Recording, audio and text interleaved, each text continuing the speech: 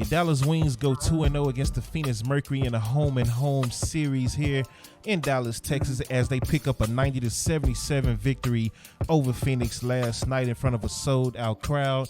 This is Kevin Lewis from Dope Content and Dope Sports Podcast, and this is your Dallas Wings post-game show. Let's get right into it.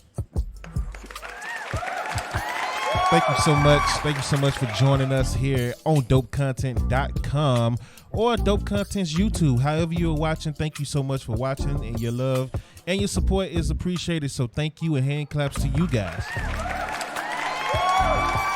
Now, let's get into the game. Dallas Wings complete a 2-0 sweep here in the home-and-home series against the Phoenix Mercury as BG returned to Texas for the first time since her whole ordeal in Russia, being locked up and unrightfully detained in Russia for almost a year. So, sold out crowd last night. Over 6,200 people showed up. The atmosphere was great. It was like a playoff atmosphere. I mean, both nights actually was great.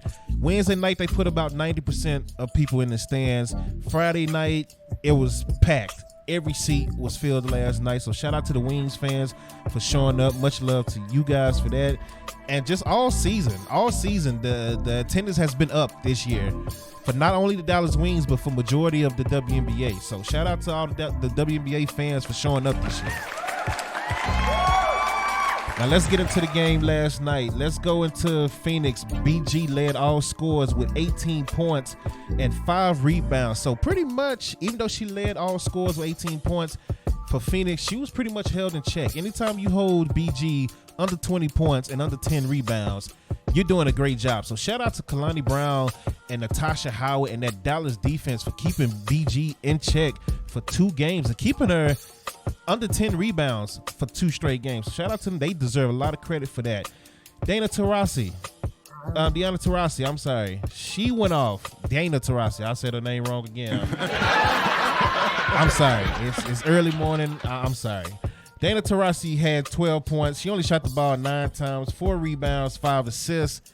Again, anytime you hold Deanna Taurasi under 20 points, that's a win. Because Deanna Taurasi, we all know, is one of the GOATs, if not the GOATs of the WNBA. She can still play. Yes, she is a little bit older this year, but she is still Deanna Taurasi. And you held her under 15 points. He had Sophie Cunningham, who went off in the first game. She only had 7 points this game, so she was pretty much locked down. Brianna Turner didn't do anything the first game or this game, so they locked Brianna Turner down as well. Mariah Jefferson got injured first game, didn't play a lot. She played a little more last night. She was held in check. She only had 3 points for Phoenix last night. As a whole, Phoenix did shoot 44%, but they had a lot of turnovers. And that was the key. They had 16 turnovers in the game last night. So Dallas defense just really locked in. It started from the fourth quarter of last game on Wednesday, and it just continued to go on this whole game for this game, Friday night. So let's get into the Dallas Wings. Natasha Howard had a big game, big return, not a return game, but a comeback game. Because I said, she didn't play that well Wednesday night, but she came back strong with 22 points, 7 rebounds, 2 assists, 4 blocked shots by Natasha Howard. Satou Sabally, the unicorn, the double-double machine, whatever you want to call her, make sure you call her all-star because she needs to be in the all-star game this year. Another double-double for her, 17 points, 16 rebounds. 10 of those rebounds she had in the first quarter alone. So Satou out here grabbing boards, going crazy. I mean, she's mixing it in the paint with everybody. Satou is just going crazy this year, and it's a beautiful thing to see.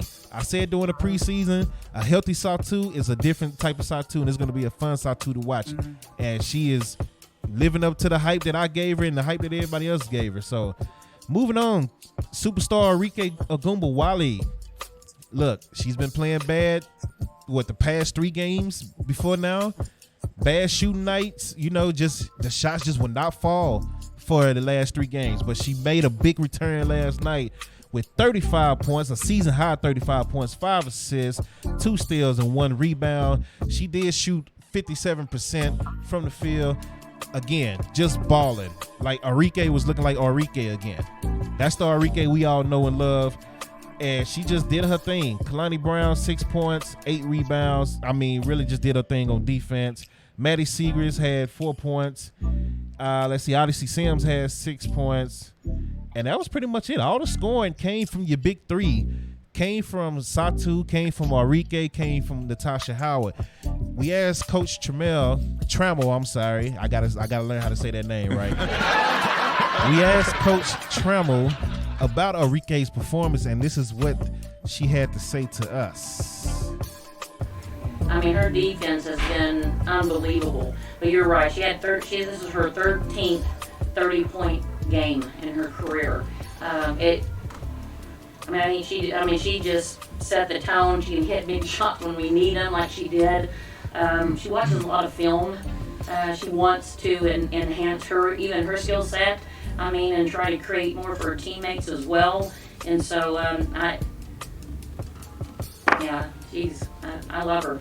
She's in a different mindset right now, for sure.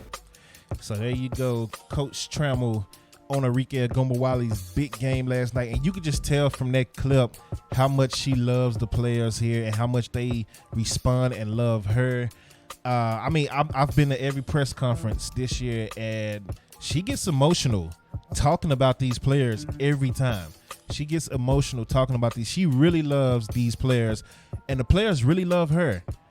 The players really love her. It's all love. They talk about how much fun they're having this season, and how even when it's a game where they're losing and everything's not going right, they are still having fun with each other as a unit, and they're just keeping their heads up. They're staying positive, keeping the energy going in the locker room, and that's all because of Coach Trammell.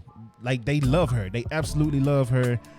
And we also asked her about how it felt to go back-to-back games against the Phoenix Mercury, almost like the playoff style. And this is her response to that as well. Well, you got to love that, right? Especially going back-to-back. And we treated it this way. I told him in shoot-around today, let's treat this like playoffs. Having to play someone back-to-back and make adjustments. Continue to execute what works, but also clean that up and make adjustments going into tonight. And they did that. And so if that's how we continue to move forward, I'm all for it. I'm so proud of them. Jody. Look, you see it again. She almost got emotional right there. Again, I'm telling you, it's a different type of love that she has for these players, and the players are reacting to her. And it's a beautiful thing to see, man. Dallas struggled a lot at home last year. Arike talked about it last night, about how they struggled at home last year. And that's probably why the attendance is better this year, because they're playing better at home. They're actually undefeated at home this year. So the Wings are protecting home court. On the road it's been a little difficult, but at home they are protecting home court. And speaking of the road games, they are 5-3, getting ready to fly to New York. They actually flew to New York this morning, and they take on the New York Liberty tomorrow morning at noon. As New York is 5-2, Dallas is 5-3, so that is a big game, taking on Breanna Stewart and the New York Liberty. Let's see if they can keep the momentum going, man. This team is just fun to watch. It's fun to watch. Satou Sabally is just killing it.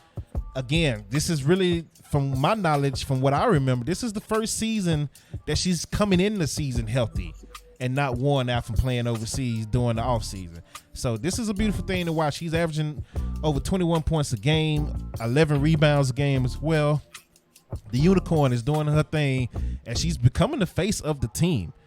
Like, you see her being a leader, more of a leader on the floor as well. Satou is just killing the game. She's at every press conference. She's doing all the media. She's taking pictures with fans, signing autographs. Like, Satou is really becoming the face of the team, and the crowd absolutely loves her, just like they love all the players, man. Odyssey Sims, huge ovation Wednesday and Friday when she came in, because she was originally, she wasn't on the team, and then she came on under the hardship contract, kind of like Kalani Brown did.